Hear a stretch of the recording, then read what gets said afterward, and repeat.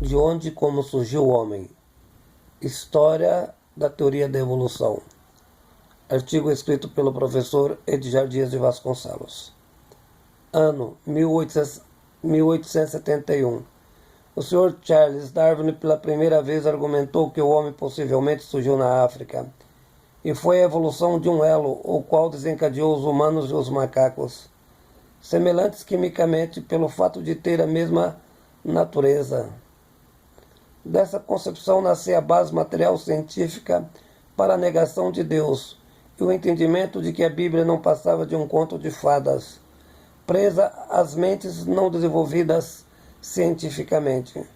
Argumentava Darwin com coerência que o homem é muito semelhante ao macaco, o que é comprovado hoje pela ciência. A estrutura do sistema ósseo, tipo sanguíneo e DNA, particularmente a denominada biologia sintética. O referido é praticamente igual ao homem, significando que o mesmo é também um chimpanzé. Argumentação perfeitamente condizente com a teoria da evolução. A ideia de que Deus criou o homem é totalmente descartável. O homem foi fruto lento da evolução das espécies e resultou do mesmo modo em que surgiram os macacos, do aperfeiçoamento e superação dos elos inferiores a uma escala superior. Na medida em que avançam as ciências, especificamente a biologia, a física, a química e a história, particularmente a filosofia, Deus necessariamente desaparecerá da mente dos humanos, o último estágio mitológico da razão do Homo sapiens. As provas a respeito do homem resultaram de uma criatura natural, como tudo que existe, seja qual for a forma da existência, se deve tão somente à natureza. O que existe provém da sua evolução contínua e a superação de estágios anteriores. Aristóteles formulou uma teoria muito interessante: a diferença entre substância e forma. A substância, de certa maneira, não sofre variação, porém a forma sim.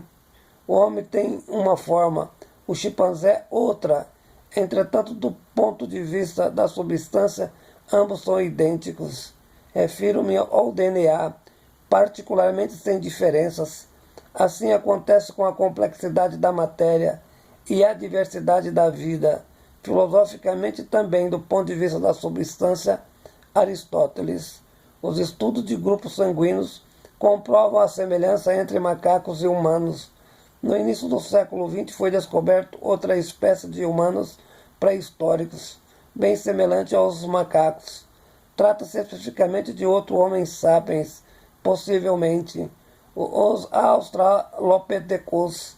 Significa que não houve apenas a nossa tipificação humana. O motivo do desaparecimento de outros sapiens é um mistério. Tipificações dos vários hominídeos que desapareceram. Nos anos 80 do século XX, encontraram fósseis de criaturas semelhantes aos humanos. Isso significa que no passado de evolução para o Homo sapiens surgiram diversos hominídeos, como também variadas formas de macacos. Todos tiveram origem em um núcleo comum.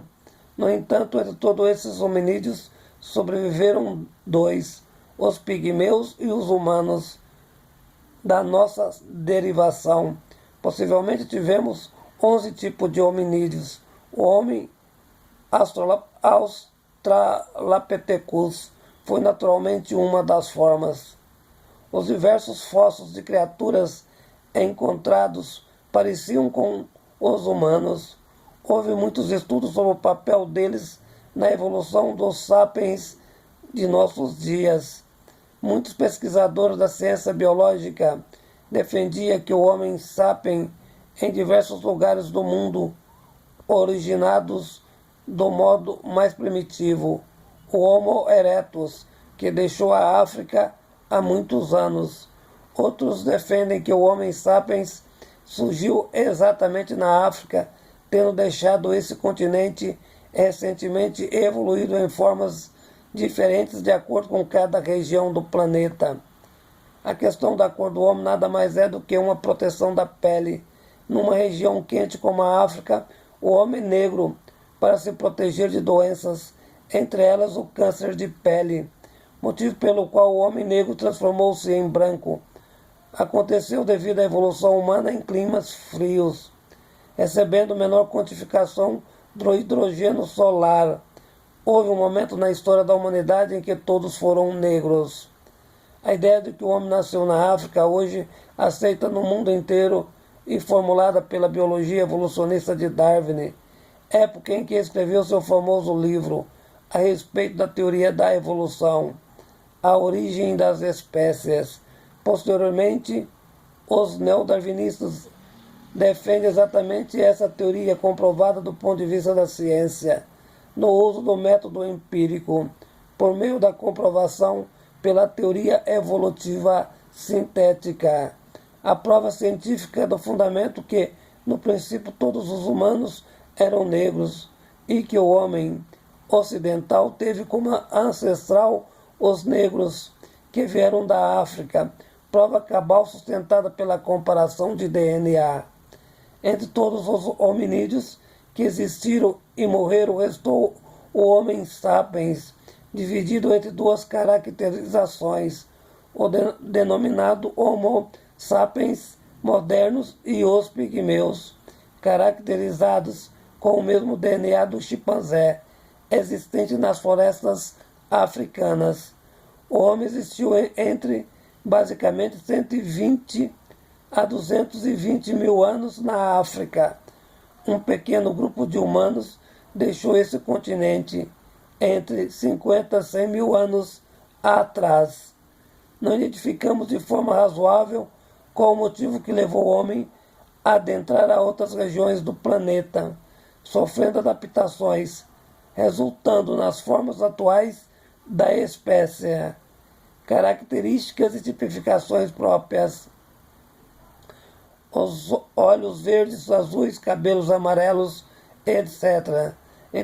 Entretanto, a origem da espécie é única. O homem sempre foi primariamente negro. Suas transformações resultaram por diversos fatores ligados a cada região em que se completou o processo de evolução. O único homem branco de origem realmente branca nunca nasceu. Localizamos descendentes do Homo erectus em várias partes do mundo, no Oriente, Ásia, Europa, incluindo os neandertalenses. Posteriormente, em uma breve existência, o homem partiu para dominar o mundo, constituindo o atual momento da espécie e de seu desenvolvimento psicobiológico. Artigo escrito pelo professor Edgar Dias de Vasconcelos.